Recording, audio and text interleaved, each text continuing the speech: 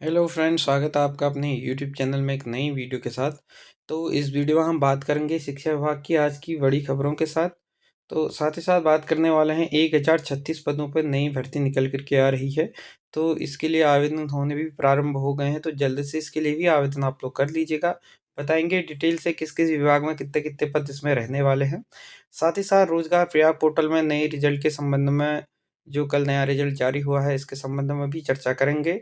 और PRP, CRP भर्ती की जो फाइल है 1 साल से लटकी पड़ी है, अभी भी इस पर किसी प्रकार की कार्रवाई नहीं हो रही है। इसके संबंध में भी चर्चा करेंगे।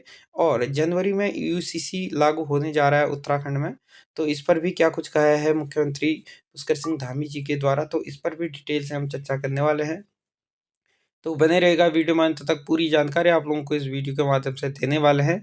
तो चैनल पे नए हैं या अभी तक आप लोगों ने हमारे चैनल को सब्सक्राइब नहीं किया है, तो चैनल को सब्सक्राइब और बेल आइकन जरूर प्रेस कीजिएगा, ताकि इसी प्रकार की नई वीडियो, नई नोटिफिकेशन आप लोगों तक आसानी से पहुँच सके। तो बने रहेगा वीडियो में अंत तक, पूरी जानकारी आप लोगों को इस वीडियो के माध्यम से देने वाले हैं। तो शुरू करते हैं शिक्षा विभाग की खबरों के साथ। तो आज के न्यूज़पेपर आप लोगों ने पढ़ ही लिया होगा, नहीं पढ़ा है तो रोज के न्यूज़पेपर टेलीग्राम चैनल पे देखने को मिल जाते हैं। लिंक इसी वीडियो के नीचे डिस्क्रिप्शन पे आप लोगों को देखने को मिल जाएगा। तो वहां से आप लोग टेलीग्राम चैनल, टेलीग्राम ग्रुप को ज्वाइन कर सकते हैं। तो देख पा रहे हैं, जर्जर विद्यालयों में कक्षाएं चलाए तो प्रधानाचार्य पर होगी कार्रवाई। तो आप लोग देख ही पा रहे हैं, भवन के प्रस्ताव पर कार्रवाई न होने पर अधिकारी भी नपेंगे, क्योंकि जो विद्यालय है उनकी स्थिति बड़ी खराब है उत्तराखंड में, क्योंकि बहुत से ऐसे विद्यालय हैं जो जर्जर हो चुके हैं और अभी तक इनमें किसी प्रकार की जो कार्य है, जो इसके लिए कार्रवाई है वो नहीं की गई है। तो ऐसे में जर्जर विद्यालय भवन कक्षाएं संचालित करने से सीधे संबंधित जो विद्यालय के प्रधानाचार्य होंगे अथवा प्रधानाध्यापक होंगे उन पर कार्रवाई की जाएगी। यदि विद्यालय की ओर से जीर्ण शीर्ण भवन की मरम्मत का प्रस्ताव भेजा गया है और संबंधित शिक्षा अधिकारी की ओर से विलंब इसमें किया जा रहा है, तो अधिकारी पर भी इसके लिए कार्रवाई की जाएगी। यह आदेश बुधवार को शिक्षा महानिदेशक झरना कमठान जी के प्रारंभिक और माध्यमिक शिक्षा निदेशकों के माध्यम से समस्त राजकीय विद्यालयों के लिए भेजा गया है। पिछले सप्ताह विकासनगर में एक सरकारी विद्यालय में कक्षा कक्ष का जो प्लास्टर है गिरने से 3 बच्चे जो है इसके लिए में घायल हो गए थे, जिसका जिलाधिकारी जो सविन बंसल हैं ने इसका संज्ञान लिया था और कार्रवाई की थी। इस क्रम में शिक्षा महानिदेशक ने पूर्व में ही पहले जो से 12वीं तक की जो सभी 16,000 से अधिक राजकीय विद्यालयों में प्रधानाचार्य अथवा प्रधानाध्यापक को निर्देश दिया था कि किसी भी स्थिति में जर्जर विद्यालय भवन शौचालय जो मध्याह्न भोजनालय है बनाने के लिए किचन के आसपास छात्र छात्राओं को न जाने दिया जाए। यानी कि अगर किसी भी प्रकार के ऐसे विद्यालय हैं तो उन पे इनको न जाने दिया जाए, लेकिन इन आदेश का कई विद्यालयों ने पालन नहीं किया है। और शिक्षा महानिदेशक ने कहा है कि जिस विद्यालय में शौचालय जर्जर है, जहां न शौचालय बनाने के लिए तत्काल प्रस्ताव जो संबंधित जनपद में के मुख्य शिक्षा अधिकारी कार्यालय भेजें और संबंधित अधिकारी त्वरित इस पर कार्रवाई करेंगे। और शौचालय किचन हो गया, विद्यालय भवन हो गया के लिए बजट मुहैया कराने की प्रतिक्रिया पूरी करें, ताकि जो विद्यालय है को किसी प्रकार का खतरा पैदा ना हो सके। नवीन भवन बनाने की प्रक्रिया के में देरी और लापरवाही बर्दाश्त नहीं की जाएगी। विद्यालय भवन का जो प्रांकलन है विभागीय अधिकारी के पास लंबित है, तो अधिकारी पर भी इसके लिए कार्रवाई की जाएगी। तो आप लोग देख ही पा रहे हैं, पूरे प्रदेश में जो विद्यालय है उनकी स्थिति किस प्रकार की हो रही है, आप लोग इसमें देख ही पा रहे हैं। इस प्रकार के विद्यालय हो रहे हैं। अगर इन विद्यालयों के लिए अगर जर्जर हो रहे हैं, ऐसे में अगर इन पर कार्यवाही नहीं की गई, जो भी प्रस्ताव है शासन को इनके लिए प्रस्ताव नहीं भेजा गया, तो संबंधित जो अधिकारी हैं, संबंधित जो प्रधानाचार्य, प्रधानाध्यापक हैं, उन पर इसके लिए कार्रवाई हो सकती है। एससीईआरटी और डाइट में योग्य शिक्षकों की तैनाती। टीचर जो एजुकेटर फॉर्म है जो एससीईआरटी और डाइट ने तय मानकों के अनुसार योग्य शिक्षकों की तैनाती की मांग की है। और इस जो फॉर्म है के प्रदेश अध्यक्ष डॉक्टर प्रेम सिंह मावड़ी ने बताया है कि राष्ट्रीय शिक्षा नीति 2020 डाइट एवं एससीईआरटी की सुदृढ़ करने की बात की गई है और डाइट एवं एससीईआरटी के मानकों के अनुसार जो माध्यमिक शिक्षा से उच्च योग्यता धारक शिक्षक हैं, इनके आवेदन मांगे गए थे, लेकिन मानक के अनुसार इनके जो शिक्षकों की तैनाती नहीं हुई है। इन्होंने खाली जो पद हैं पर जल्दी से योग्य शिक्षकों की तैनाती करने के लिए भी कहा है।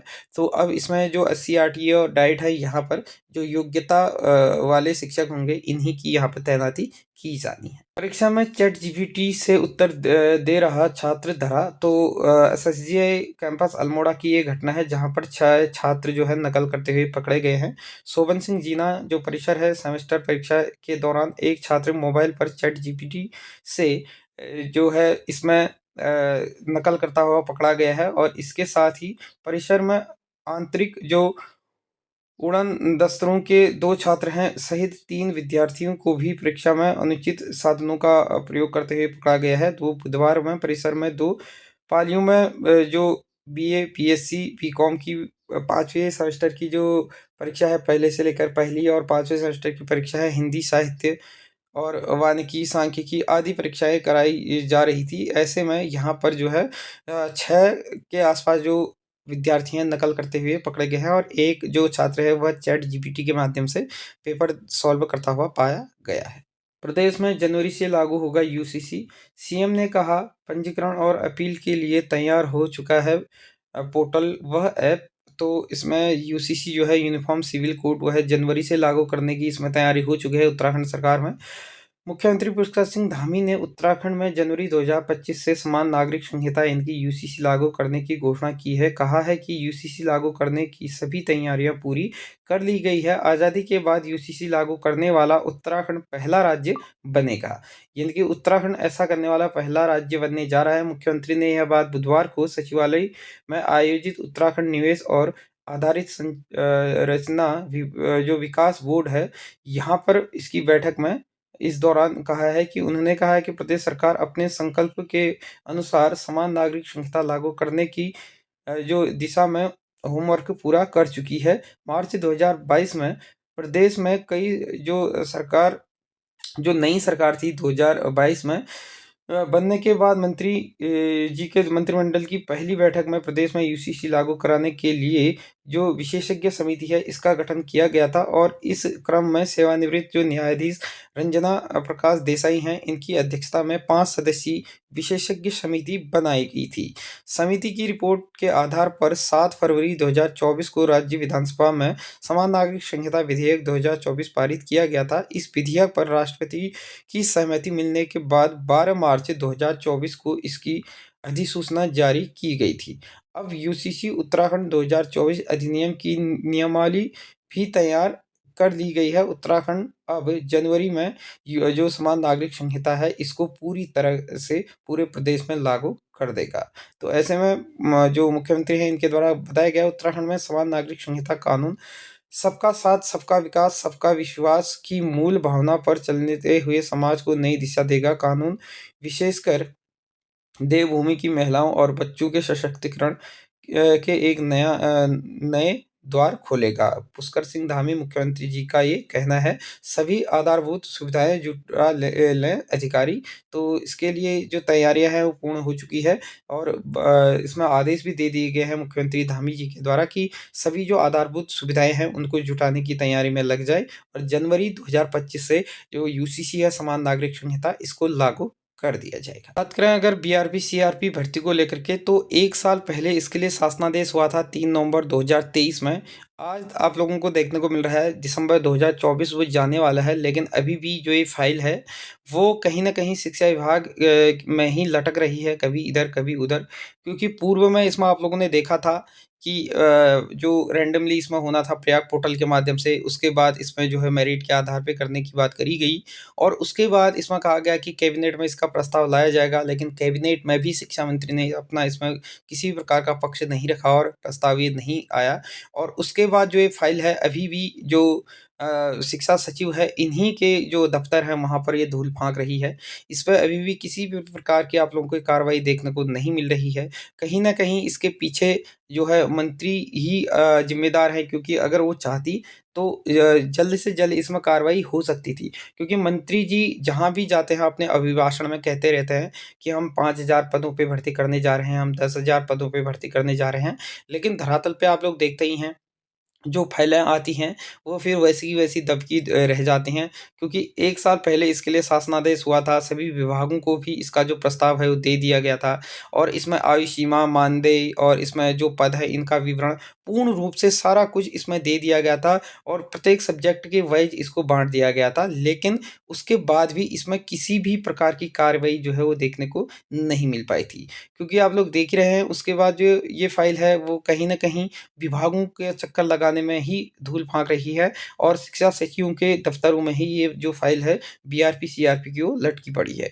तो इसके लिए आप लोग देखते ही हैं, कभी-कभी जो शिक्षा मंत्री है डॉक्टर धन सिंह रावत, वो कभी-कभी आते हैं और अपना अभिभाषण देकर के कहते हैं कि हम इसके लिए जो कार्रवाई है वो कर रहे हैं। लेकिन धरातल पे आप लोग देख ही रहे हैं किस प्रकार का काम चल रहा है और अगर इस पे अभी भी आवाज़ नहीं उठाई गई और जो युवा हैं उनके द्वारा इसके लिए जो ज्ञापन है वो नहीं दिया गया और न्यूज़पेपरों के माध्यम से भी अगर हो सके तो आप लोग इसके लिए न्यूज़पेपरों के भी माध्यम से इसके बारे में मंत्री जी को अवगत कराएँ, क्योंकि मंत्री जी जाते तो हैं, लेकिन अपनी बात रखते तो हैं, लेकिन कार्य जो है वो आप लोग देखते ही हैं कि वो कहीं न कहीं कुछ भी इस प्रकार से नहीं कर पा रहे हैं। तो देख ही रहे हैं क्या स्थिति हो रही है फ़िलहाल के लिए और साथ ही साथ अगर ग्रुप डी की बात करें तो उसपे भी इसी प्रकार के हाल हैं। कहा जा रहा है कि ई-टेंडरिंग के माध्यम से इसमें भी टेंडर भरा जाएगा, लेकिन अभी भी इसमें जो है किसी प्रकार का काम नहीं हो रहा है। तो अब देखने वाली बात रहेगी सरकार कब तक इसमें काम करती है, कब तक इसमें जो है नया प्रस्ताव लेकर के आती है। रोज़गार प्रयाग पोर्टल उत्तराखंड में कल नए रिज़ल्ट जारी हुए हैं। तो जिन लोगों के द्वारा भी इसमें आवेदन किए गए थे, चाहे उत्तराखंड पशुपालन विकास बोर्ड है, डाटा एंट्री ऑपरेटर हेतु तो उसका रिज़ल्ट जारी हुआ है। सिंचाई विभाग के अंतर्गत जिसके द्वारा लेखाकार में डाटा एंट्री ऑपरेटर में आवेदन किया था, कृषि विभाग में आवेदन किया था, पशुपालन विभाग, कृषि विभाग पौड़ी में, सिंचाई विभाग जमरानी बाँध बहुउद्देशीय परियोजना, तो लगभग 7 अलग-अलग विभागों के इसमें जो रिज़ल्ट हैं वो जारी हुए हैं। तो इसके लिए आप लोग यहाँ पे क्लिक कर सकते हैं, वहाँ से आप लोगों को इसका जो कट ऑफ है, लिस्ट है, वो आप लोगों को देखने को मिल जाएगी। सारा कुछ इसमें दिया गया है और अगर आप लोग यहाँ से नहीं कर पा रहे हैं तो हमारे टेलीग्राम चैनल में कल ही ये अपलोड कर दिए गए थे। तो वहाँ से भी आप लोग इसमें देख पाएँगे। जिन भी लोगों को इसमें सॉर्ट आउट किया गया है, शॉर्ट लिस्ट किया गया है, तो वो अपना इसमें रिज़ल्ट देख पाएँगे। आरआरबी ने जारी किया है विज्ञापन, शिक्षक जो हैं चीफ लॉ असिस्टेंट व अन्य पदों पर भर्ती होने का आपको मौका इसमें दिया जा रहा है। इसमें अगर बात करें 1036 पदों पे भर्ती निकल कर के सामने आ रही है। आवेदन की अंतिम तिथि 6 फरवरी रखी गई है और इसमें आयु सीमा जो है 18 वर्ष से लेकर के 48 वर्ष तक की रखी गई है और आवेदन के लिए आप लोग देख पा रहेंगे India railway dot GOV dot in इसकी ऑफ़िशियल जो साइट है, इससे आप लोग ऑनलाइन आवेदन कर पाएँगे। तो 1036 पदों पे भर्ती निकल कर के आ रही है, काफ़ी अच्छे पद हैं यहाँ पे। आप लोग सभी के लिए काफ़ी अच्छी खुशखबरी होने वाली है। साथ ही साथ आपको एनएलसी इंडिया में भी लिमिटेड में 167 पदों पे भर्ती का मौका देखने को मिलेगा। 15 जनवरी को इसमें भी अंतिम जो है तिथि रखी गई है। स्नातक योग्यता जो है स्नातक व अन्य निर्धारित पात्रता वाले आवेदन कर पाएँगे और ऑनलाइन आवेदन आप लोग इसकी ऑफ़िशियल साइट दी हुई है, यहाँ से आप लोग आवेदन कर पाएँगे। साथ ही साथ आप लोगों को एसबीआई में नौकरी का मौका भी देखने को मिल रहा है, 50 पदों पे ये भर्ती रहने वाली है, जिसमें जूनियर एसोसिएट व अन्य पदों पर मौका देखने को मिलेगा और अंतिम तिथि इसमें 27 दिसंबर रखी गई है। आयु सीमा इसमें न्यूनतम 20 वर्ष, अधिकतम 28 वर्ष रखी गई है और इसके लिए sbi.co.in इस साइट से आप लोग आवेदन कर पाएँगे। उसी प्रकार से राजस्थान में निदेशालय आयुर्वेद विभाग के अंतर्गत 740 पदों पे भर्ती निकल कर के आ रही है, जिसमें आप लोग कंपाउंडर, नर्स हो गया इन अन्य पदों पे भर्ती देखने को मिलेगी। आवेदन 15 जनवरी 2025 तक कर पाएँगे। योग्यता इसके लिए बीएससी, डिप्लोमा एवं अन्य निर्धारित जो पात्रताएँ हैं वो रखी गई हैं। सारी जानकारी आप लोगों की इसको ऑफ़िशियल जो साइट है यहाँ से जा कर के आप लोग देख पाएँगे। वहीं से आप लोग इसके लिए आवेदन भी कर पाएँगे। इसके साथ-साथ ही JIPMER में भी रोज़गार का मौका आप लोगों को मिल रहा है, जिसमें 99 पद निकल कर के आ रहे हैं। सीनियर जो रेजिडेंट है के पदों पे भर्ती का मौका इसमें दिया जा रहा है। आवेदन 6 जनवरी 2025 तक अंतिम तिथि इसके लिए भी रखी गई है। ऑनलाइन आवेदन के लिए भी यहाँ पे आप लोग ऑफ़िशियल साइट देख पाएँगे। उसी प्रकार से अगर बात करें भारतीय विमानपत्तन जो प्राधिकरण है, इसमें भी 35 पदों पे भर्ती निकल कर के आ रही है। इसके लिए अप्रेंटिस के लिए योग्यता उम्मीदवार जो हैं आवेदन कर पाएँगे। 31 दिसंबर इसके लिए अंतिम तिथि रखी गई है। न्यूनतम आयु 18 से 26 वर्ष के अभ्यर्थी इसमें आवेदन कर पाएँगे। ऑफ़िशियल साइट इसकी यहाँ पे दी गई है। तो काफ़ी अच्छे पद हैं, जो भी योग्यता इसके लिए रखते हों अलग-अलग विभागों में, अलग-अलग पदों पे, तो उसके लिए आप लोग आवेदन कर पाएँगे। तो वीडियो अच्छी लगी, इन्फॉर्मेटिव लगी तो इस वीडियो को ज़्यादा से ज़्यादा लोगों को शेयर कीजिएगा। चैनल पे नए हैं या अभी तक आप लोगों ने हमारे चैनल को सब्सक्राइब नहीं किया है, तो चैनल को सब्सक्राइब और बेल आइकन ज़रूर प्रेस कीजिएगा। धन्यवाद।